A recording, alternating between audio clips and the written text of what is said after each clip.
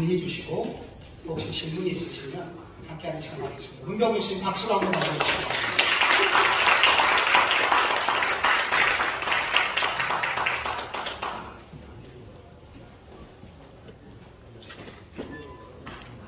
예, 우리나라 말에 참 여러 가지 좋은 말이 많은데 푸짐하다는 말이 있는데 오늘은 행사가 참 푸짐한 것 같습니다.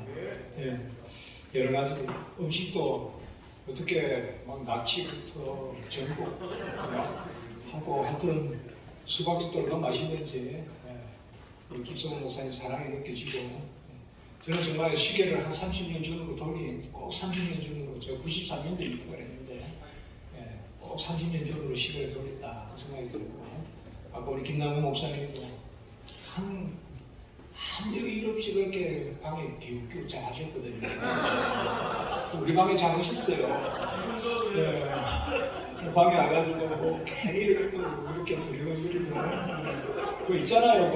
공부는 안 하고 나 공부하는 동안 책하고 다니는 거 있잖아요. 저도 나중에 의뢰하면서 우리 집사람이 왜 학교 가냐 물어보지 보고 그래서 학생들 공부 잘하는지 둘러보러 간다고 제가 오늘 예정하면서 그랬던 적이 있어요.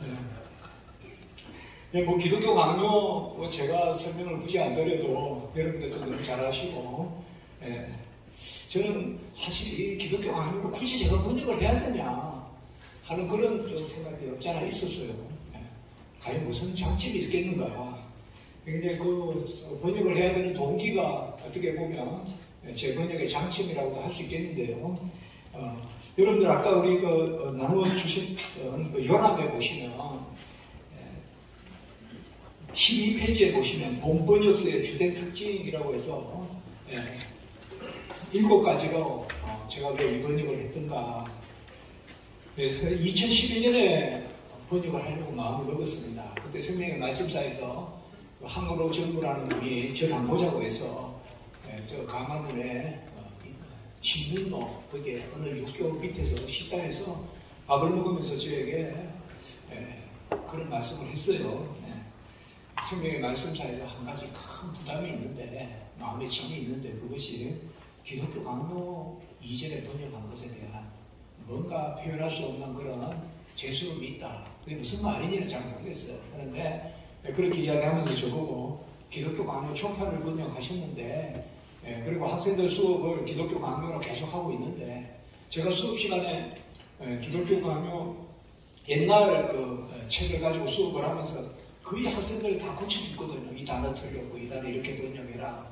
그러다 보니까 책이 새카맣게 되고 학생들이 어떻게 보면 그 책에 줄치고 또 번역 바꾸고 근데 성경의 말씀사에서 그걸 부정적으로 생각하지 않고 문 교수가 한 그런 작업만 보고 고친 것만 고쳐서 책을 새로 내면 안 되겠냐 저보고 이제 그렇게 이야기를 했어요. 그래서 그걸 어떻게 그렇게 하겠습니까? 이미 그 신보균, 이종성 또 우리가 김정호 또 그리고 사인공조 있지 않습니까? 그래서 그런 그 사인공조 그렇게 번역이 잘 됐는데 제가 또 그렇게 해야 될 필요가 있겠습니까? 하는데 성경의 말씀사에서 그때 번역은 이런 점이 어려운 점이 있었다. 제가 무슨 말씀인지는 알겠어요. 그래서 제가 그때부터 번역을 했고 사실 2017년에 종교개혁 500주년에 처음에서 성경의 말씀사에서 이 책으로 기념호를 내겠다. 이 책 한 권으로. 그래서 2011년부터 2017년 그때까지 해보자. 종교개혁 500주년. 그래서 저는 뭐 그 정도면 되지 않겠냐 생각을 했는데 제가 그 과정에 기독론 책을 썼습니다. 2016년에. 그래서 조금 늦어졌습니다. 그래서 2020년 6월 25일 꼭 2년 전에 그렇게 책을 내게 되었습니다. 코로나가 막 있게 된 한참 그때입니다. 그래서 책이 나오고 바로 뭐 코로나 상황이니까 생명의 말씀사에서도 조금 그런 당황을 했죠. 그냥 가장 중요하게 책을 냈는데 사실 그래서 이제 생명의 말씀사에서 그 당시에 책들이 안 팔리고 코로나 때 이러니까 많은 책들을 출판 계약했다가도 또 캔슬하고 그렇게 했는데 역발상을 한 거예요. 오히려 기독교 강요를 잘 내자, 잘 내가지고 그런 그 출판의 불황을 한번 이겨보자. 그런 발상을 해서 한쪽에 하나님 은혜 같아요. 이미 자출판사의 책이 있는데 기독교 강요라는 그것도 가장 베스트셀러였거든요. 우리가 알던 기독교 강요라면 생명의 말씀자 출판사 그 생각하잖아요. 그런데 그것을 이제 폐간하고 새로운 같은 출판사에서 기독교 강요를 다시 번역한다는 발상 자체도 쉬운 발상이 아니고, 그리고 또 책을 코로나 상황에서 책을 잘 내겠다고 생각한 그것도 그래서 하나님 은혜다. 뭐 사실상 번역하는 것은 책으로 안 나오더라도 해야 될 건 해야 되는데 학자가. 그래서 하여튼 이 책이 나왔습니다. 뭐 아까 한 10,000시간 들었다라고 하는데 제가 얼추 생각해 보니까 그렇게 번역하는데 한 7,000시간 이상은 안 들었을까. 그 다음에 이제 교정하고 하면서 한 3,000시간 정도 안 들었을까. 그래서 한 10,000시간 정도는 이 책에 투자했고, 저에게 무슨 프라이드가 조금이라도 있다면 그냥 열심히 책상에 앉아 있었다. 이제 사실 뭐 저는 너무 지겹게 그냥 제 동서는 진짜 다람쥐에 와 거의 다름없이 그렇게 제 삶이 계속됐다고 생각되거든요. 그래서 주일날 교회 생기고 또 학교 가고 또 기독교 강의 번역하고 또 글 쓰고 이제 그렇게 했습니다. 그래서 뭐 간략하게 소개하면 라틴어 원전을 충실하게 번역하려고 해봤습니다. 저는 라틴어 학자도 아니고 라틴어를 잘하는 사람이 아닙니다. 피곤해서 라틴어를 읽어야 칼빈의 신학을 좀 면밀하게 볼 수 있을 것 같아서 그런 동기로 라틴어 공부를 미국에서 하게 되었고요. 또 영국 가서도 라틴어 공부를 학부에서 하게 되었습니다. 그 인문학부에서. 그런 계기로 라틴어에 대한, 아까도 제가 말씀을 드렸지만 부끄럽습니다. 사실 부끄럽지만 그래도 누군가 한번 이렇게 해봐야 되지 않겠냐는 마음이 있었고요. 외국 학회에서 한국에는 기독교 강의 번역이 없다 이런 말을 제가 들어서 그 원전에 대한 직익이 없다 그렇게 조금 비꼬는 거죠. 그래서 한국에도 이제 하면 되지 그렇게 생각해서 번역했습니다. 그래서 라틴어 원전을 충실하게 정말 뭐 빠뜨린 게 많겠죠. 빠뜨린 게 많은데 그래도 한 줄이라도 넘어가지 않고 그저 딴 데서 옮기지 않고 그대로 읽고 그렇게 번역했습니다. 아까 수철 교수님께서 칼빈 라틴어가 가장 어렵다는 말씀은 맞는 말씀이거든요. 그는 최고 어려운 게 칼빈의 라틴어입니다. 왜 어려운가 하면 달리 어려운 게 아니라 언어가 워낙 그 천재적인 언어 구사를 하기 때문에 어휘가 풍부하고 또 리듬을 중요시하기 때문에 라틴어는 어순이 없는데 리듬을 중요시하기 때문에 칼빈은 근데 아주 잘 읽으면 너무 좋습니다. 그 라틴어 자체가 예술입니다. 정말 음악이고 리듬이요. 그런데 그런 면이 또 어떻게 보면 어려운데 하여튼 라틴어 원전에 충실하게 번역을 하려고 했었습니다.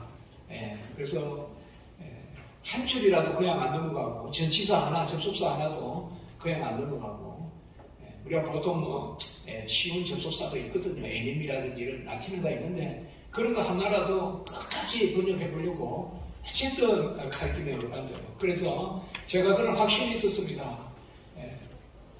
의역을 하면 수월하게 읽히나 내용은 모호하고 끝내는 막히고 직역을 하면 강어는 언어는 문체는 조금 까다로울지 모르나 내용은 오히려 쉽게 이해가 된다. 그래서 직역을 하면 내용이 이해가 된다. 그 생각을 했습니다. 그래서 사실 기독교 강요가 나오고 가장 많이 듣는 평 중에 하나가 쉽다는 것입니다. 새로 나온 기독교 강요가 순수를 읽힌다는 것입니다. 그런 말을 제가 많이 듣습니다. 그리고 두 번째는 보면 칼빈 신학에 따른 번역을 하려고 애썼습니다. 그동안 신학자가 번역을 하는 경우는 거의 없었습니다. 그래서 뭐 칼빈 학자다 이렇게 하면 주로 인문학이나 역사학자 이런 분들이 또 아니면 전문 번역가들이 하는 경우가 많았는데 저는 이제 칼빈 신학의 그 조지 신학을 한 사람으로서 또 칼빈 신학을 가르치고 하는 조지 신학을 가르치는 그런 사람으로서 칼빈 신학에 따른 그런 번역을 하려고 했습니다. 칼빈이 있는 그대로 번역한다는 것은 칼빈 신학에 따른 번역이거든요. 그러니까 지금 생각해 보면 칼빈 신학에 대한 일종의 이해가 없이 칼빈의 글들을 번역한다는 것은 그 자체가 이미 그릇된 번역이다. 그런 생각을 제가 들 정도로 그런 생각이 있습니다. 세 번째는 칼빈의 이 기독교 강요에는 칼빈은 4권 80장 1277절로 이루어졌는데 그 절제목을 칼빈이 붙이지 않았어요. 그래서 독일의 오토 베브나 이런 분들이 절제목을 붙이고, 그리고 미국에서 포드 루이스 베틀즈나 이런 분이 번역할 때 절제목에 또 뭐 독일어에서 그대로 옮기고 이렇게 했는데, 너무 절제목이 칼빈의 내용과 틀리는 절제목이 너무 많습니다. 그래서 제가 이번 기회에 절제목을 다시 다 붙이되 단순히 소재를 붙이지 않고 주제를 나타내나. 그러니까 그 절제목만 잘 읽어도 전체 내용이 좀 파악될 수 있게끔, 그리고 절제목의 가장 중요한 신학적 개념, 그러니까 그 절에 나오는 내용이 아니면 쓰지 않는 그런 번역을 하려고 그렇게 해서 제가 절제목 1277개를 붙였습니다. 그래서 한꺼번에 절제목을 붙였다면 불가능한데요. 이게 1277절로 이루어져 있거든요. 한 절에 보통 6시간 더 걸립니다. 그러니까 제가 아까 7000시간이라고 했는데 제가 생각해서 7000시간 더 걸렸을 겁니다. 아마. 하는데요. 제가 고시공부할 때부터 그런 버릇이 좀 있었거든요. 그러니까 하루에 뭐 14시간 공부한다. 그래가지고 1년 공부하면 몇 시간을 내는 거 있잖아요. 그런데 절제목은 매번 절에 대한 번역이 끝날 때마다 그때 붙였습니다. 절제목을 붙이는 것은 기쁨이기도 했고 큰 부담이기도 했습니다. 사실 일기 쓰는 것보다 일기 제목 붙이는 게 더 어렵잖아요. 그래서 절제목을 그렇게 붙였고요. 아마 절제목만 잘 읽으셔도 크게 은혜가 될 겁니다. 그 다음에 네 번째는